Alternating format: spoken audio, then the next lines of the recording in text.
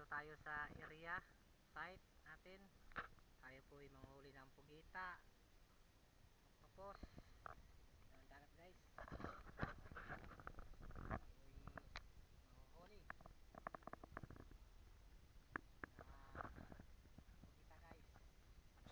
Mahina ang pagpasasalita ko dyan guys. Mahina ang audio. Kaya yung aking salita ay hindi marinig. Dito na yung site guys na ako'y mamumugita guys. Dito na ako bababa sa tubig. Napansin nyo guys na may paana na po sa pugita.